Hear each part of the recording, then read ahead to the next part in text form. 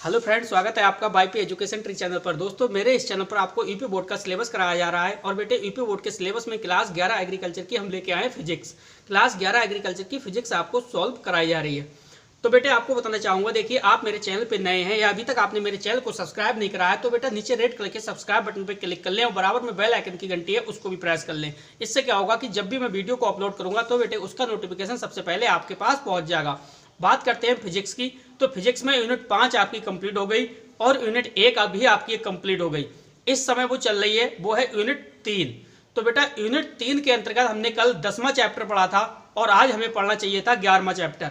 लेकिन देखिए, 11वां जो चैप्टर है वो थोड़ा सा लंबा है, उसमें टाइम काफी लग सकता है।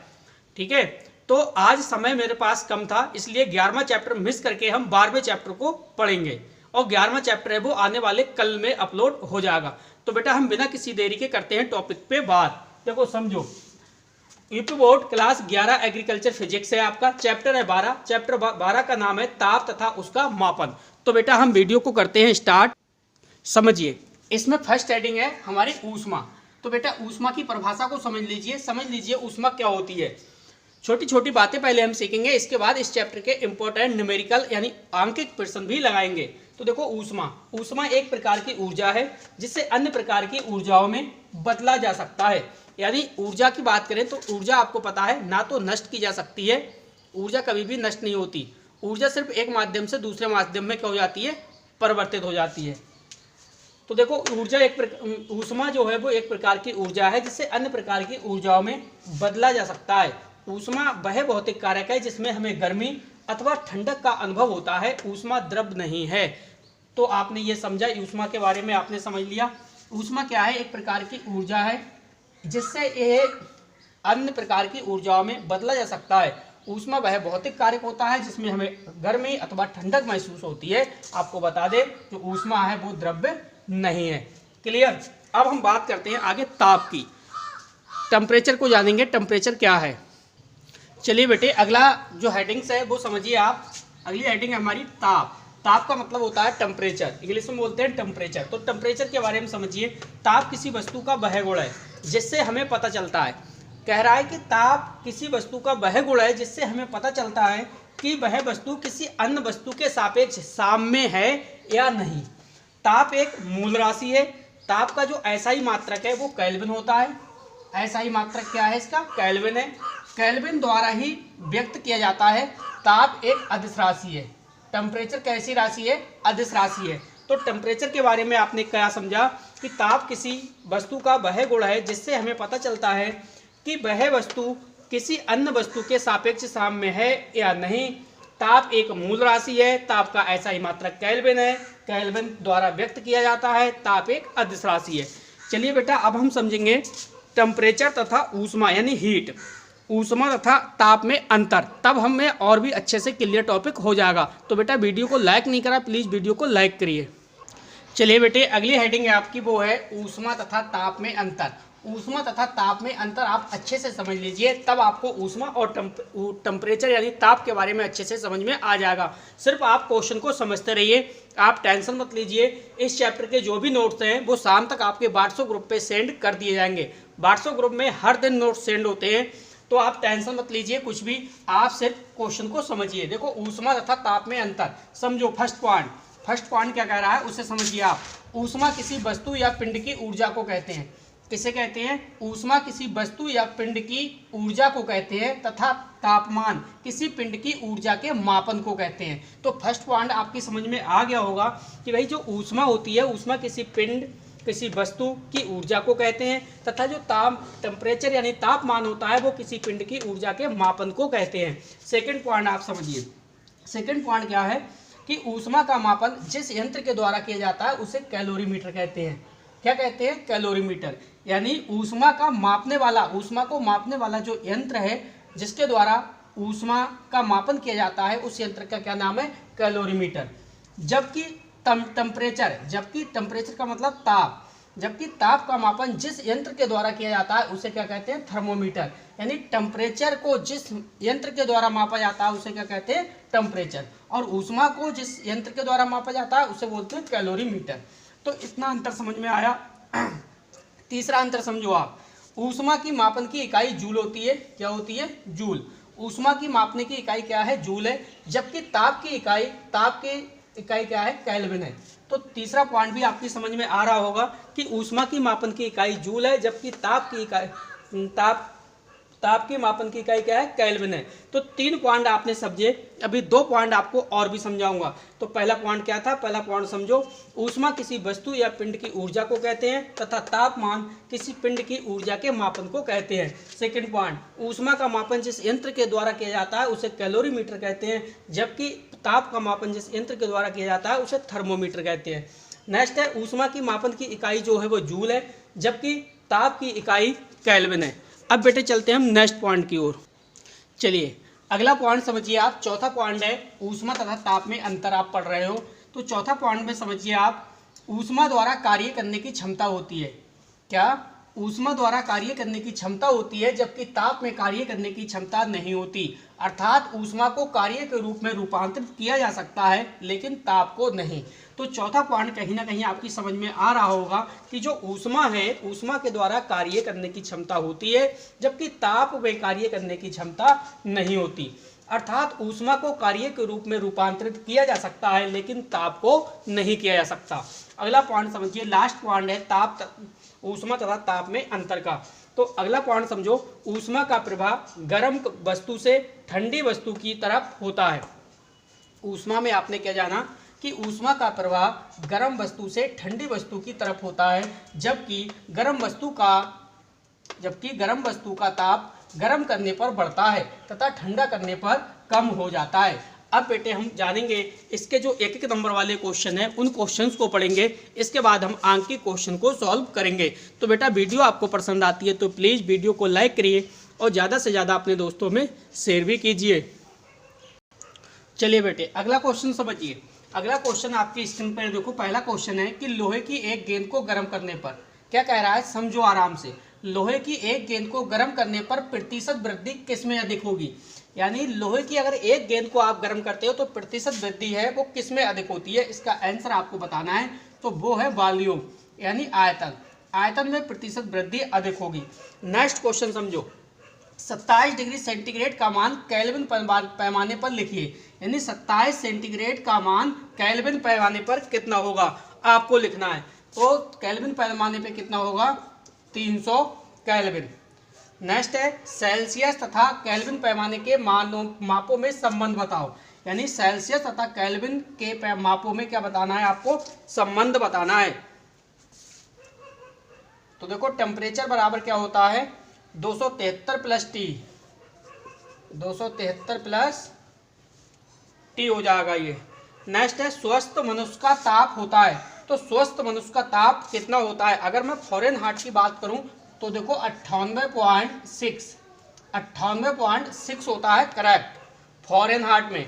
तथा अगर सेल्सियस की बात करूं तो सेल्सियस में होता है आपका 37 डिग्री सेंटीग्रेड। ठीक है। अब देखो मैं आपको एक बात और बता दूं, आपकी जो यूपी बोर्ड की बुक से है, यूपी बोर्ड के बुक्सों में कहीं ना कहीं गुमराह किया गया, आंसर दे रखा है 98.4। तो आप कंफ्यूजन मत होना, फॉरेनहाइट में 98.6 मैं बता रहा हूँ वो करेक्ट है। कहीं कहीं बुक में आपको 98.4 भी देखने को मिलेगा, 98.4 नहीं होता।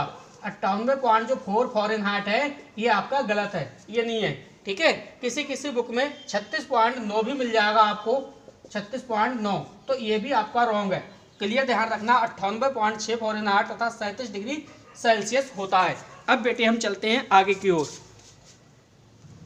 चलिए बेटे आगे समझिए कुछ सूत्र हैं जिनकी सूत्र की सहायता से हम इस चैप्टर के अंक के क्वेश्चन को सॉल्व करेंगे। तो समझो, ये देखिए फॉरेनहाइट है, फॉरेनहाइट से सेंटीग्रेड में, किसमें? फॉरेनहाइट से सेंटीग्रेड में परिवर्तन के लिए सूत्र यूज करोगे, वो सूत्र आप यूज करोगे x-32 गुणे 5, ये 5 है, अपॉन 9 सेंटीग्रेड। इसके बाद आप सेंटीग्रेड से अगर फॉरेनहाइट में चेंज करोगे तो क्या होगा? 9x/5 प्लस 32, और ये फॉरेनहाइट में। नेक्स्ट है, केल्विन से अगर आप सेंटीग्रेड में चेंज करोगे, केल्विन से सेंटीग्रेड में अगर परिवर्तन करोगे तो हो जाएगा आपका x-273 सेंटीग्रेड। इसके बाद अगर आप सेंटीग्रेड से केल्विन में चेंज करोगे, किसमें, सेंटीग्रेड से केल्विन में। तो क्या होगा जाएगा, देखिए x + 273 केल्विन। इसी प्रकार संक्षेप में समझिए, ये दे रखा है C/5 और F - 32/9 इस रूप में, अथवा K बराबर C + 273। तो इस कुछ फार्मूलों की सहायता से हम बेटा इसमें अंक के क्वेश्चन को सॉल्व करेंगे। देखेंगे अंक के क्वेश्चन इन फार्मूलों की से सॉल्व होते हैं या नहीं होते हैं।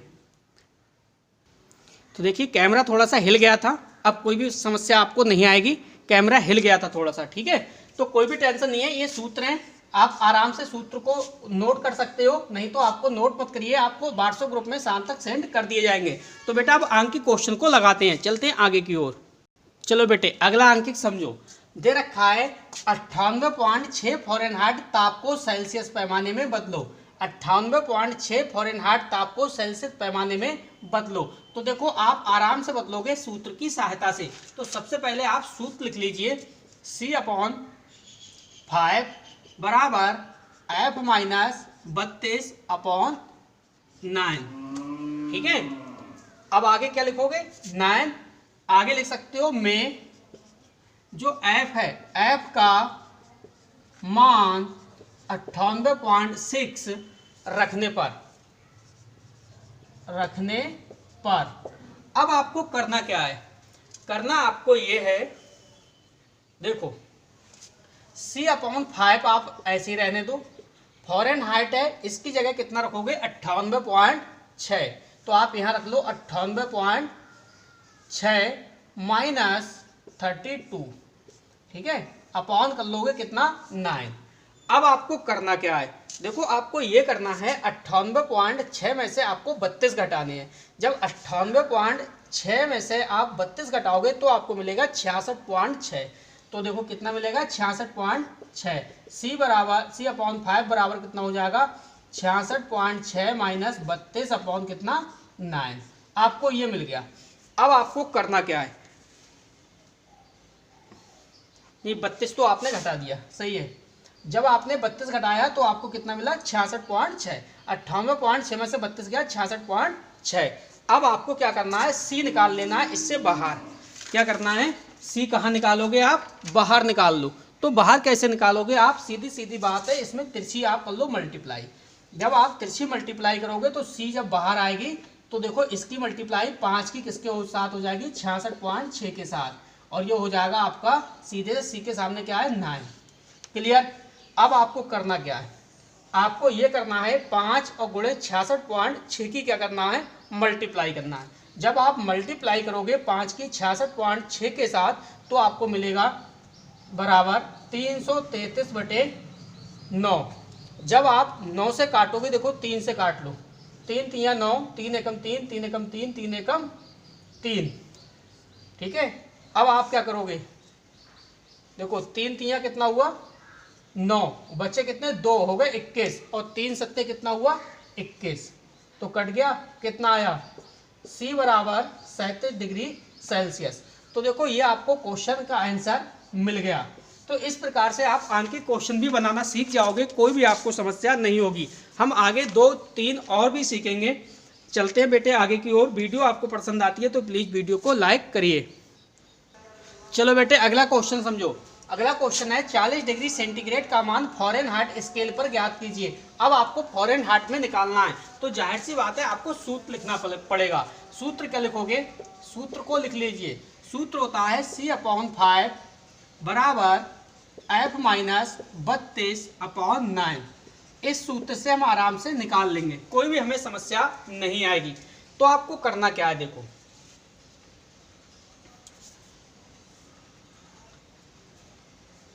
बहुत ही आसानी से क्वेश्चन बन जाएगा, आपको कोई भी समस्या इसमें नहीं आने वाली।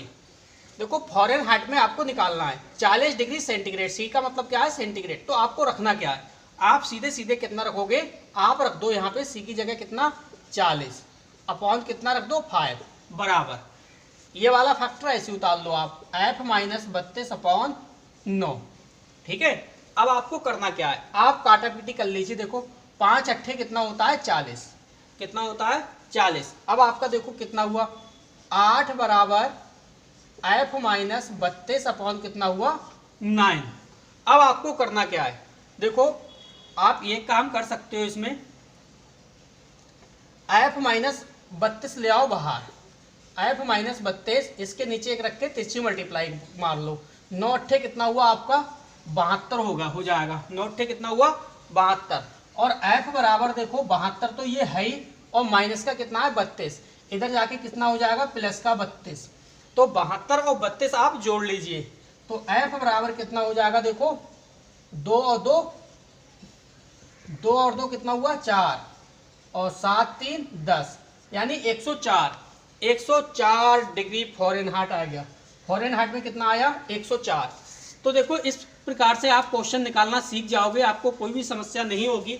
आप वीडियो को 2 से 3 बार देखोगे तो कुछ भी समस्या नहीं होगी। और रही आपकी नोट्स की, तो नोट्स शाम तक आपके व्हाट्सएप ग्रुप में सेंड कर दिए जाते हैं, और आप हमारे चैनल पे देखो फिजिक्स पढ़ सकते हैं, मैथ पढ़ सकते हैं, बॉटनी पढ़ सकते हैं। चैप्टर बाय चैप्टर आपको वीडियो भी मिल जाएंगे, चैप्टर बाय चैप्टर आपको नोट्स भी मिल जाएंगे। नोट्स प्राप्त करने के लिए हमारा व्हाट्सएप नंबर है 8650415957। आप इस नंबर पर संपर्क करिए और अच्छे से अपने परिवार YP एजुकेशन ट्रिक चैनल की में शामिल हुई है, अच्छे से अपने परिवार के साथ जुड़कर अपनी बेहतरीन तैयारी कर सकते हैं। तो बेटा और देखते हैं, 1-2 न्यूमेरिकल और आपको सिखा रहे हैं। चलिए चलते हैं आगे की ओर। चलिए बेटे इस क्वेश्चन को देखिए आप। अगला क्वेश्चन है आपका, यदि किसी वस्तु का फ़ारेनहाइट तापमापी से मापा गया ताप सेल्सियस पैमाने के ताप से 5 गुना हो तो वस्तु का ताप सेल्सियस में ज्ञात कीजिए। तो इसको आराम से सॉल्व कर लेंगे, कोई भी समस्या नहीं होगी। तो देखो फ़ारेनहाइट F बराबर कितना 5 डिग्री सेंटीग्रेड। आपको सबसे पहले सूत्र लिखना होगा। क्या लिखना होगा? सूत्र होता है C/5 बराबर F माइनस 32/9 क्लियर। अब वैल्यू रख लीजिए, देखो C/5 तो है ही है, प्लस फ़ारेनहाइट की जगह कितना आ जाएगा अब आपका 5C। तो आप 5C यहाँ रखिए, 5C का मतलब सेंटीग्रेड है, ठीक है, C का मतलब सेंटीग्रेड, आप ध्यान रखना। 5C-5 सेंटीग्रेड माइनस 32 अपॉन कितना 9। इसके बाद देखो आप करना क्या है, आपको समझिए आप। देखो इसकी में करनी है आपको मल्टीप्लाई, ठीक है, तिरछी मल्टीप्लाई। जब आप तिरछी मल्टीप्लाई करोगे तो 9 सेंटीग्रेड तो ये हो जाएगा, ठीक है, और ये हो जाएगा आपका 25 सेंटीग्रेड। और जब आप माइनस लगाओगे तो माइनस है तो माइनस लगाना पड़ेगा। तो देखो आगे क्या हो जाएगा, 5 दूनी 10 का सिफर हासिल लगा 1, 5 तिया 15 और 1 16, ये हो जाएगा आपका 160। कितना हुआ 160। अब आपको करना क्या है, 160 ये माइनस का है, आप इधर ले आओ, 160 हो जाएगा प्लस का, और ये 25 सेंटीग्रेड माइनस 9 सेंटीग्रेड, ठीक है। अब देखो 160 बराबर 25 में से 9 गया, कितना बचा आपका 16 सेंटीग्रेड, ठीक है, आपको दिखाई दे रहा है। चलिए कोई भी समस्या नहीं है ना। अब आपको क्या करना है, सेंटीग्रेड यानी सेल्सियस में आपको लाना था, तो C बाहर ले आओ, ठीक है। अब 160 है, 160 कहाँ पहुँचा दो ऊपर, और नीचे कितना रह गया आपका 16। अब देखो 16 एकम कितना होता है 16, 1 0 बचा, 0 आप लिख दो, कितना आया आपका 10, कितना आया 10। अतः आप लिख सकते हो, अतः वस्तु का ताप कितना 10 सेल्सियस है, ठीक है। तो बेटा इस प्रकार से आपका देखो क्वेश्चन सॉल्व हो गया, कोई भी आपको समस्या नहीं आई। तो देखो इस वीडियो में बेटा आपका ये जो 12वां चैप्टर था, अब 12वां चैप्टर है वो समाप्त हुआ।